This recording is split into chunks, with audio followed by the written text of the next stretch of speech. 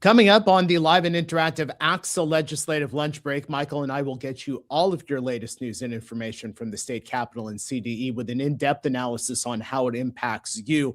We will take you inside the state capitol. One of our members is testifying today, but the bigger story, lawmakers voting on the upcoming budget. We'll tell you all about the budget as well as changes to the state superintendent of public instruction role.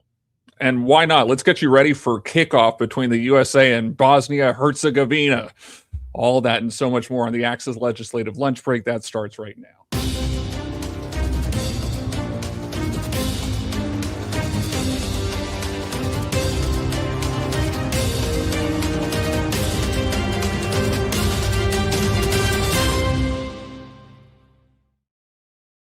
And it's a couple of minutes after 1 o'clock. We welcome you on a Wednesday to the live and interactive ACSA Legislative Lunch Break. I'm Naj and Edgar, ACSA's Senior Director of Marketing Communications, along with Michael Kelly, ACSA's new media manager. Michael, Edgar, once again, not in the seat today.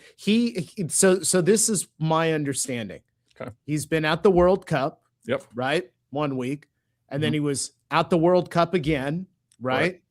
And today he's stuck in a meeting that he didn't know that he was going to have until about 90 minutes ago. So we can't even play Where in the World is Edgar Zazweta because we know he's actually here in town today. He says there's a meeting at 1 o'clock. Yeah. Is he really just watching highlights from yesterday's match with Eltree?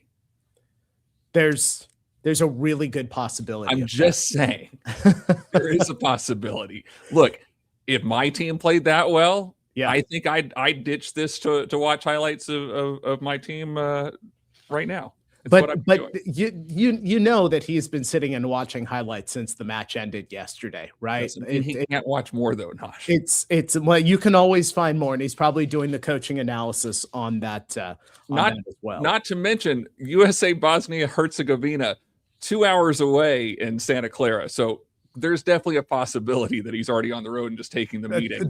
You know what? You're absolutely right. You're absolutely right.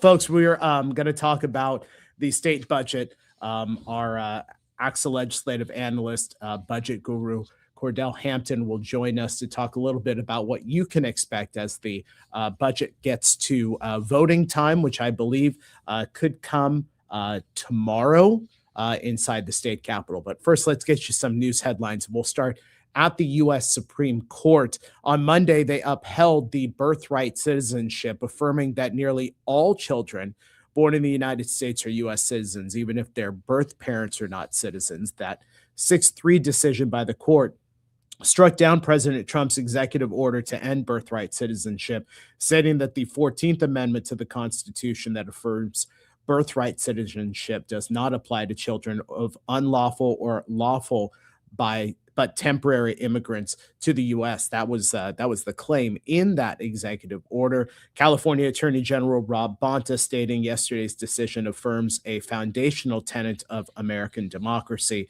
that every child born in this country, no matter their background, is equal under the law and can pursue the American dream. Let's take you inside the Capitol this morning. ACSA member Dr. Patrick Giddes-Rubengal, superintendent of Linwood Unified School District, that is ACSA Region 14, testifying in support of Assembly Bill 2496 at the Senate Education Committee.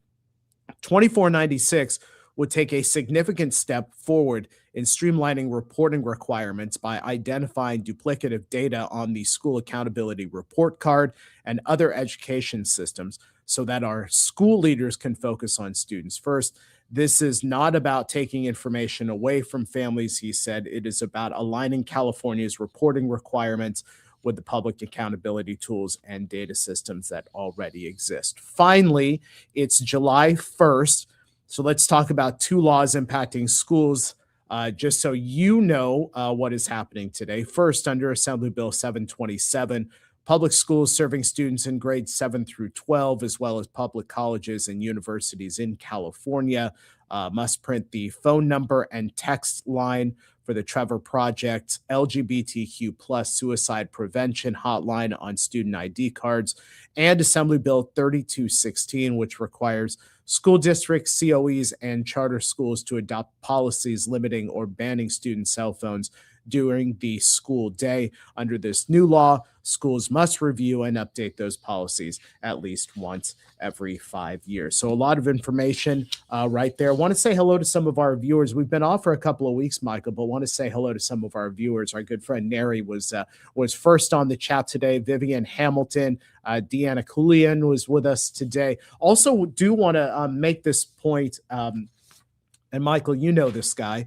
our good friend Scott Smith over at ABC Unified. I don't know if Scott is on here. We haven't heard from Scott in quite a while, so maybe a superintendent is making him work during this particular time, which is not necessarily right. But Scott Smith today, communications guru over at ABC Unified, celebrating his 7th anniversary over there. That means he's almost been in that position since we launched this show. It's immediately where my mind went. That we launched the show a little over 6 years ago. I think it was April of 2020. So that timing works out pretty well there, Scott. Absolutely. So now we're never going to forget when Scott Smith has an anniversary over there at ABC Unified, because we just add a year on to the existence of our show. Let's talk budget right now. Let's bring in our budget analyst, Cordell Hampton, ACSA legislative advocate, has been following the budget for months now. The man may actually get an opportunity to sleep after this budget is voted on. Cordell joins us here on the ACSA Legislative Lunch Break. Cordell, when you look at the final picture, final budget, the big picture here, how would you describe how things have landed for schools? I think when you look at the entire state budget, really the education budget has kind of made it out on top in comparison to the general fund. The general fund side, particularly related to health and human services, as well as mitigating costs related to the passage of HR 1, was a really major theme, both in the Senate and the Assembly. It was constantly being brought up during these kind of last budget committee hearing discussions. Even in both houses, both in the Senate and the Assembly, we have both Senator Alvarez as well as Senator Perez have talked about the education budget, as everyone kind of goes around and does that. Both of them had kind of shared that the education budget was very much made in mind of what's happening on the non-98 side. But when we take a closer look into the education budget, I see a lot of our priorities kind of covered related to, there's a huge historic investment related to special education, right? The governor and the legislature are part of their three-party agreement. They're adding $2.4 billion to equalize SELPAs across the state at $1,340 per pupil. They're also adding some additional dollars, $40 million for the low incidence fund, as well as $40 million for the extraordinary cost pool fund, those cases as well. Something that we've been advocating for years now is that the cost of education has been continuing to increase as more students become identified. And so this is a very significant step in the right direction of recognizing those costs and looking forward to continuing working with the legislature and addressing more of those costs as we move forward. We're also providing some sustainability and predictability related to the Expanded Learning Opportunities Program, particularly for districts in Tier 2. Something that we have been working with our members on and working with the Department of Finance and legislature on is how do we make sure we provide some more sustainability for those districts, right? For the past couple of years, we've seen rate 2 decrease over time, and that's caused some districts to unfortunately maybe charge some families for after-school care, important after-school care, as well as just stop operating the program altogether. And so what we're seeing in this budget is maintaining that for Tier 2 districts at a minimum, that they'll receive $1,800 per pupil. There's also a discretionary block grant, right? This is a fight that we talk about every single year, and some of these discretionary dollars are kind of bound to happen every year. But the discussion always remains of, will these be apportioned out on a per ADA basis or LCFF basis? Will these funds be fully discretionary? And we know that when these funds are fully discretionary, that leaves a lot of flexibility in how you guys handle things at the local level. So happy to report that the amount that was proposed back in May revision of $5 billion, it remains at $5 billion. And then it's also portioned out on a per ADA basis. We also have community schools, which up until this point has been a one-time program, now becoming an ongoing program. Also lowers the eligibility threshold down from 85 to 65% for individual school sites. So that means that more people get to kind of be a part of this whole new community approach for the students, then also maintaining districts that are currently on it. And then we're also seeing a huge significant increase for our necessary small schools that have been kind of forgotten in the base increases, that they're part of their own formula. And so really excited to see that adjustment there, that 20% bump for those necessary small schools moving forward. But that being said, there are also some tough parts of the budget, right, that we're still seeing. We're still seeing the governor implement and the legislature implement their withholding of the Proposition 98 funds, right, making you guys forcing you guys to count that in for this year and hoping those funds translate for next year. And then we saw a new proposal that was introduced as part of the Senate, which is moving private operated preschool into Proposition 98, tying up more Proposition 98 and competing for interest not only with TK through 12, but also community colleges.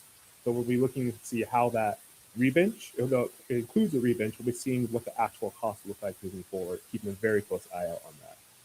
You stole my question from me, Cordell, but I do want to dive into what you just talked about, which is Prop 98. And we have been talking about this issue for months, about the withholding from Governor Gavin Newsom. It ends up at $3.9 billion, as you said. I guess the question now becomes, what's next, and how do school leaders make sure this doesn't happen in the future? Yeah, as I mentioned before, it's been approved, and now this is the second time we're seeing this. If you guys may recall from the last budget cycle, the governor had withheld $1.9 billion, and then is now proposing to pay that back this year. Now we're seeing, and one of our fears with the withholding, right, is not only is it underfunding Proposition 28, it's underfunding schools, but then will this type of phase continue to move forward in the future years? So unfortunately, what we're kind of nervous about is, will these dollars ultimately end up creating, what does this look like moving forward in terms of how much funding schools in the beginning or moving forward through the other years, as well as, will this manipulation continue to be going forward as well? I think it's something we're keeping an eye out for, and hopefully keep it front and center. Again, Cordell Hampton, ACSA legislative analyst, with us here on the ACSA Legislative Lunch Break. And if you have questions for Cordell, go ahead and put those into the chat, and we will try to get to some of those a little bit later on in our broadcast. Let's talk LCFF and COLA. Cordell, the budget includes a 4.31% LCFF augmented COLA. How should school leaders think about that increase, given its design and ongoing local cost pressures? Yeah, I think there's an important distinction that needs to be made when we're talking about COLA, right? There's statutory COLA, and then there's the augmented amount. So the statutory COLA, which is calculated at 2.87, that's going to all required LCFF categorical programs, right? But when we talk about the augmentation, this 1.44% difference that raises up the augmented COLA to 4.31, that 1.44% is really meant for paid pregnancy disability leave. And so something that we've heard a lot from you guys too, we recognize how this might play out at the local level in terms of negotiating with your local unions. Just want to be very clear. And also want to be very clear that what this is going to represent for you guys at the local level is going to look very different. And that difference is really going to look at how many employees, both classified and certificated, are going to be using this additional dollars for paid pregnancy disability leave. But also want to keep in mind that this augmentation is really meant for this proposal. So something that you guys are going to be very cautious of at the negotiating table is preserving these dollars for that purpose before using any other dollars. Cordell Hampton with us here on the ACSA Legislative Lunch Break. If you do have questions for Cordell, pop them into the chat. That's why he's here. Mm-hmm. Cordell, next question for you. Again, we've been talking about paid pregnancy disability leave. We've been talking about that super COLA. What do LEAs need to know about paid pregnancy disability leave? How can they best be prepared for what's ahead in the next few months? Yeah, I think the most important thing is that this type of leave only applies to the employee, right? It doesn't apply to the employee's spouse. This leave does not require a minimum number of hours worked or a length of service to qualify. And the reasons for leave can include disability due to pregnancy, termination, childbirth, and miscarriages. Now, when we talk about the length of leave can be up to 14 weeks, right? It may be used before, and it can be used during after childbirth. If the employee has a disability as a result of pregnancy, or they may be facing some type of related medical condition as a result of their pregnancy. And the length of that leave is determined between the employee and the employee's physician. Something else I want to talk about too is that this leave is consecutive with other types of leave, right? Other type of state forms like FMLA. So when employees are claiming these type of leaves, it would be very important to track them. It's something that we've been watching over the last couple of years, or something we've been watching and thinking about as the proposal has kind of been moving forward through since May revision. We don't anticipate there to be a wild fluctuation in types of the leave. We currently think that some districts who are maybe elementary school districts, who are younger employees, both certificate and classified, might be using this leave a little bit more. But overall, we see this as tremendously transformative. We think this is a great way to create parity between employees, both male and female employees. And we recognize that this is a great tool for retention and recruitment. And so we were very fortunate in being able to work with the governor's office and the legislature and try to fix this and try to make this a good proposal moving forward. Something else that's also not lost on us too is, as proposals moving forward, we also make sure we want to have good substitute flexibility, right? Making sure that districts are able to, as when employees are claiming this type of leave, that district staff are able to find substitutes that are able to be there for the duration of the leave. So we've talked about this before on the show, but we have a bill moving right now, AB 2490 by Senator Valencia's reintroduction of 60-day sub, which is now dubbed 70-day sub, to align with those 14 weeks of leave to make sure that we're really matching that flexibility with this proposal. Cordell, let me step away just from the dollars and cents of everything and just talk about one of the more significant policy pieces in the budget. It relates to education governance, specifically the changes to the state superintendent of public instruction duties and the creation of an education commissioner role. What do ACSA members need to know about this, and how do we anticipate this ultimately impacting the everyday work?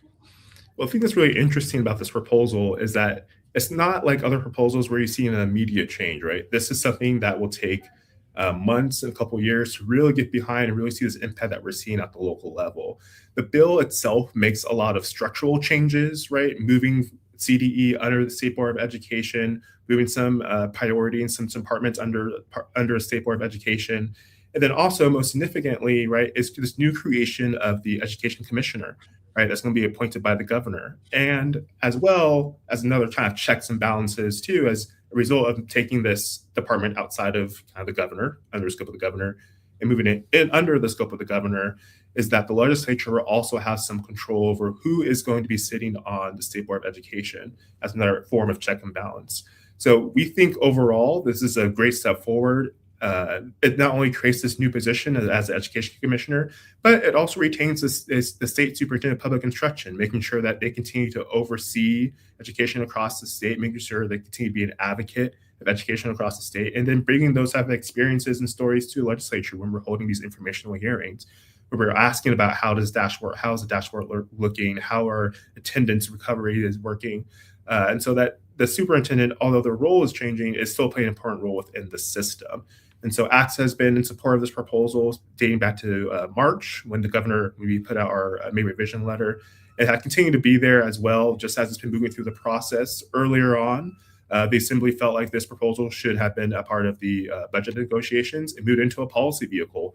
And that policy vehicle is AB 2117 by Alvarez. We were supportive of that policy vehicle as well as participating in an informational hearing that happened earlier this year in April. The Assembly Education Committee held an informational hearing in which our now past president, Darrell Camp, participated in and provided kind of a critical lens of what LEAs need from this new position, and then continue just to be continue to just be an ally with the governor and to Senator Alvarez moving forward into the Senate, and just continue to be supportive of the proposal.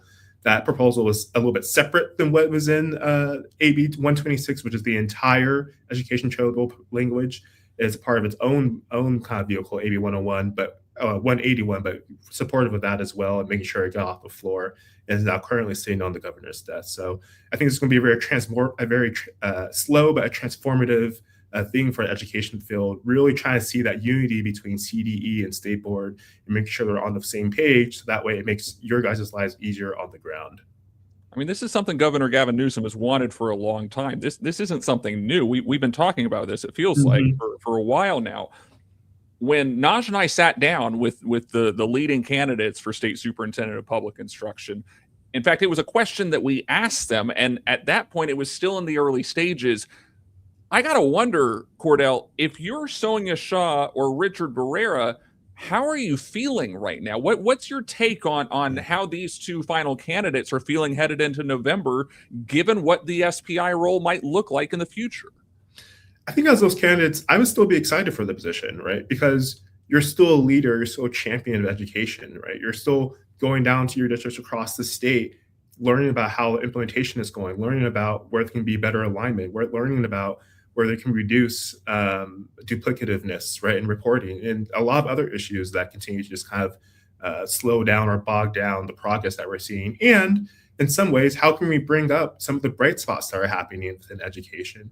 And so I still think there's a very critical role for either of those candidates to play moving into the general election in November, and then moving to the new position heading into January 1st of next year. Cordell, let me ask you this question. It's coming from our good friend Ann Hubbard. Back to paid pregnancy leave. Is there any way in which the funding mechanism will change so that those LEAs who are left out will get access to funding for it? For example, reimbursement model. Anything you can give us on that? I think that's a great point to raise. That's something that we had advocated for when it was introduced in the May revision, because we recognize that the current model had was through LCFF, and that had excluded not only small schools, but then also had excluded, necessary small schools, but then also excluded community-funded districts.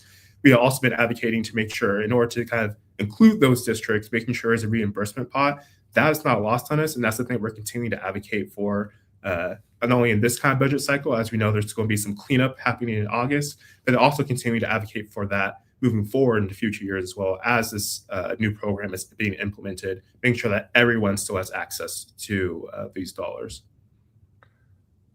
We have been talking about the fact that ACSA members need to come to Sacramento to show support, to advocate for public education. This isn't anything new, right? Legislative Action Day has been around for a little while now. But when you look at member engagement, Cordell, when you look at what our members have done to ensure that their voices are heard at the state capitol, where do you see member advocacy playing out and what this final budget looks like? Oh, it has to be on the withholding. Definitely the $3.9 billion.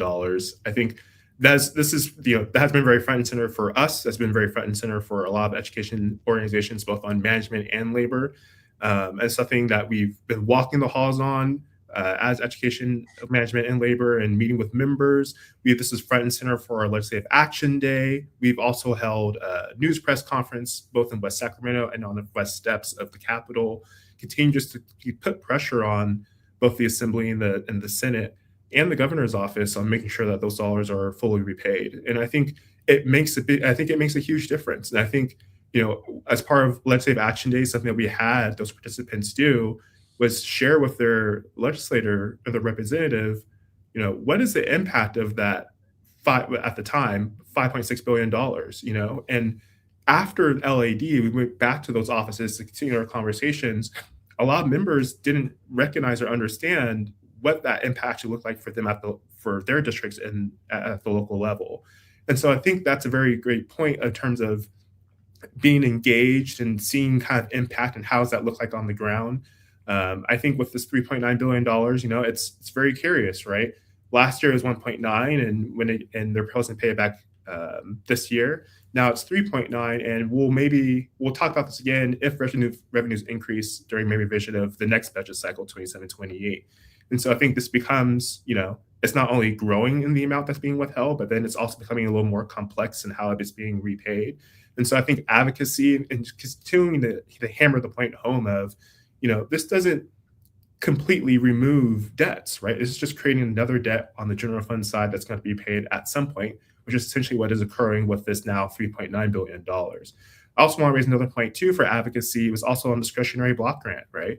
We know that was definitely not a given. We've seen in the past and saw this year that the assembly framework had not only allowed put restrictions on those dollars, but then also put it on an LCFF basis. We will make sure that everyone has access to that, equal access to those dollars, and making sure that those funds remain completely discretionary. I would also throw in there expanded learning opportunities. Years of advocacy heading into that, years of collecting data information from our small schools, years of looking at districts and hearing about districts choosing not to opt into offering before and after school program just because of the cost. Taking those stories and sharing with the legislature, sharing with the governor's office to make sure that we're providing some sustainability and predictability. I think those are all just great instances of how our members have been engaged, and the reason why members should just continue to be engaged, because we need those stories to elevate here in Sacramento to continue to push and maintain our priorities. Cordell, I do have to ask, because the last time that you came on the show, you were recently married. Chris Riley points that out to us, that you were recently married at that time. This is now your second appearance. Have you had your wife schedule in your appearances on the lunch break so she can watch and monitor and all of that? I'm honestly embarrassed in some ways. So I try to hide it from her, but she somehow finds it regardless. I think it's because we're connected on LinkedIn. Yeah. And so she finds the screenshots of me where my mouth is open, and I'm like, how did you find that? I was going to ask if you've switched out the photos of Naj and Edgar to put some wedding photos in, because I know you have a lot of love for Naj and Edgar, but at some point, you're a newly married man. You got to show your wife. The pictures of the wife are coming in. We're still waiting for our wedding photos from our photographer. And then, of course, she likes certain frames. So we're looking for certain frames. And then once she decides on a frame and the picture size, there'll be lots of photos in my office. But my office is slowly building now. I have next time I'm on a legislative lunch break, there'll be some surprises. The picture of Naj and Edgar's face, that's what I'm hearing, Cordell. The picture of Naj and Edgar isn't going anywhere as a result of your wife's framing preferences. It will be here for a couple months. The fact that fact that he said surprises the next time we see, I'm excited. Give us, maybe we have to bring you back right at the beginning of the fall, only to see the surprises that you're going to bring to us. We're waiting. This office will be decked out next time. Perfect. Wow. Perfect. That's saying something for a man who had nothing in his office. I know. That's right. It's a huge progress, huge leap. Cordell Hampton, ACSA legislative advocate for us talking budget. Cordell, thanks so much. We'll see you next time. Thank you. Hey, Michael, I love pointing out new viewers whose names I have not seen before, and I'm gonna mess this up. You just know that I'm gonna mess this up. You did really well on Dr. G, though. I was trying to give you credit. You know what? I was just trying to move past however I messed that up. But we do have Liz Bystead 1492 says, good afternoon, everyone watching from Humboldt in lovely San Diego County. I do believe this is the first time that Liz has been in the chat here on the ACSA Legislative Lunch Break. I see one other one right below from Amy Rankin, who is watching from Vista Unified. I feel like I've seen Amy's name in the chat before, but we had two straight from my beloved San Diego County. So I just wanted to make sure that I got that in. Folks, if you like what you've seen here on the ACSA Legislative Lunch Break, we invite you to become a member of our family by subscribing to us on YouTube, liking us on Facebook, joining us live on LinkedIn. Go ahead and subscribe to us on YouTube. When you subscribe and you turn on your notifications, you'll get instant alerts when we're about to come on the air with breaking news or our regularly scheduled Wednesday program. Also want to tell you about our 2026 Lead with Pride Summit, Joy Community Leadership. It's September 30th through October 2nd at the Westin in Long Beach. This is always one of the best events that we put on. For more information, go ahead and visit our website, ACSA.org/professional-learning. And of course, at the end of this show, you can go back and click on that QR code. And if you have great stories happening in your school communities, we want to tell those stories too. Go ahead and send your photos, your news releases, your talking points to our EdCal editor, Michelle Carl, at mcarl@acsa.org. Folks, I can tell you, Michael, yes, that the next time we do this show, Edgar is not allowed to be anywhere close to soccer highlights or an alleged meeting that is going on somewhere. Here's the other thing. His LA Dodgers are in town right now playing the Athletics. And who's pitching tonight? Shohei Ohtani. I mean, case closed. Your Honor. Now we've closed. added to the conspiracy theories of how we had to shuffle chairs today. Final prediction for USA, because we said that we would talk Bosnia Herzegovina. Yeah, 2-1 US. There it is. 2-1 US. Hopefully I am correct with that. And we had several of our members, Deanna and Maria Thompson, had to put Go Dodgers in there. Oh, the Dodgers. All right, folks. Thanks so much for joining us today on the ACSA Legislative Lunch Break. Remember, we are live and interactive Wednesdays on ACSA, Facebook, YouTube, and LinkedIn. Have a great rest of the day and rest of the week, and we'll see you next time.